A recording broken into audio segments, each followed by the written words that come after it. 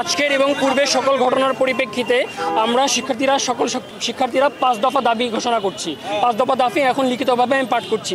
দাবির প্রথম দফা আবারও বলছি, ইউনাইটেড ইন্টারন্যাশনাল ইউনিভার্সিটি কর্তৃক অন্যায়ভাবে বহিষ্কৃত শিক্ষার্থীদের নিঃশর্তভাবে বহিষ্কারাদেশ প্রত্যাহার করে তাদের যে হয়রানি করা হয়েছে, তাদের সাথে যে অন্যায় করা হয়েছে, তাদের সেই ক্ষতিপূরণ প্রদান করতে হবে। দ্বিতীয় দফা, বহিষ্কারের সাথে জড়িত সকল ছাত্র, শিক্ষক, কর্মকর্তা, কর্মচারী যারা এই অন্যায় ঘৃণ্য কাজের সাথে যুক্ত ছিল তাদের সকলকে সঠিক তদন্তের মাধ্যমে শাস্তির আওতায় আনতে হবে।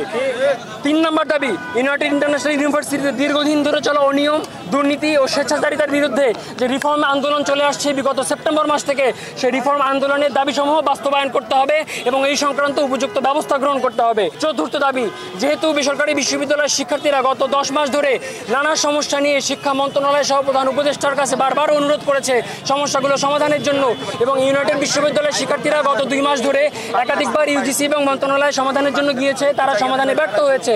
তাই আমরা মনে করি ইউজিসি আমাদের বেসরকারি বিশ্ববিদ্যালয়ের দায়িত্ব গ্রহণে অপারগ, তারা এই বেসরকারি বিশ্ববিদ্যালয়ে দেখভাল করার সামর্থ্য রাখে না। তাই আমাদের প্রস্তাবনা, বেসরকারি বিশ্ববিদ্যালয়গুলো দেখভালের জন্য একটি স্বতন্ত্র এবং স্বাধীন সংস্কার কমিশন গঠন করতে হবে। আমাদের পঞ্চম প্রস্তাবনা, আপনারা সকলেই অবগত আছেন 2015 সাল 2010 সালের পরে আবারও বেসরকারি বিশ্ববিদ্যালয়ের উপর 15% আয়কর বসানো হয়েছে। আমরা এই আয়করের বিরোধিতা করছি। এই আয়কর অনবিলম্বে প্রত্যাহার করতে হবে। আমাদের এই 5 দফা দাবির শেষে আমরা এই কথা স্পষ্ট করে বলতে চাই, আজকে যে ন্যাক্কারজনক হামলা করা হয়েছে এবং আইজিপি মহোদয়ের নির্দেশ না থাকা সত্ত্বেও তিনি বলেছিলেন শিক্ষার্থীদের গায়ে যেন টাচ করা না হয়, তারপরেও হামলা করা হয়েছে। যেহেতু হামলা করা হয়েছে, আমরা ধারণা করছি না, আমরা স্পষ্ট নিশ্চিত এই ব্যাপারে যে এরা ছাত্রলীগের পুলিশ।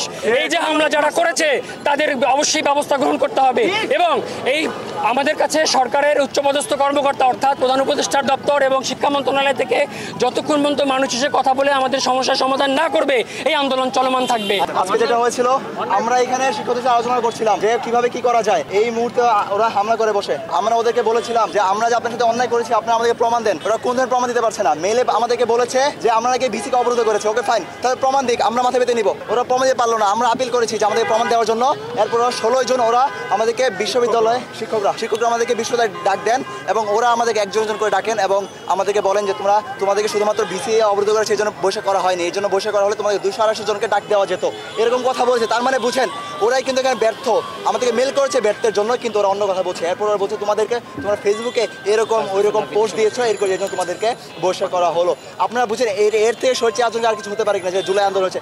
অতঃপর আজকে আমরা যখন এখানে নামলাম, আমরা বলছি আমরা কোনো প্রমাণ দিতে পারলেন না। অতঃপর ওরা যে মুহূর্তে আলোচনা চলছে সেই মুহূর্তে ওরা এখানে হামলা করে। আমরা জানতে চাই স্বরাষ্ট্র উপদেষ্টার কাছে, আমরা আপনাদেরকে বসিয়েছি, আপনাদের মদতে যদি এখানে হামলা না হয়, হামলা করলো কারা? এটা কি স্বরাষ্ট্রমন্ত্রীদের পুলিশ নাকি অন্য কারো পুলিশ জানতে চাই, নাকি আওয়ামী মদতপুষ্ট পুলিশ? আমাদের কর্মসূচি এখানে আমরা আগে ঘোষণা দিয়েছি, এখানে আবারও দিচ্ছি, অনির্দিষ্টকালের জন্য আমরা নতুন বাজার ব্লকের আয়োজন করছি এবং সারা বাংলাদেশের প্রাইভেট ইউনিভার্সিটি সবাই রাস্তায় নেমে আসবে, সারা বাংলাদেশ যারা আছে, এবং এটা কর্মসূচি ঘোষণা করা হচ্ছে। সারা বাংলাদেশ যারা আছে সবাই একসাথে। এই হামলা করার কারণে স্বরাষ্ট্র উপদেষ্টা আজকে এখানে এসে আমাদেরকে বলবে যে কেন হামলা করা হয়েছে, নতুবা অনির্দিষ্টকালের জন্য নতুন বাজার ব্লকের ঘোষণা যদি আমাদের দাবিগুলো না মেনে না নেওয়া হয়। এদিকে বসুন্ধরা আছে, এদিকে বাড্ডা আছে, সব জায়গায় আমাদের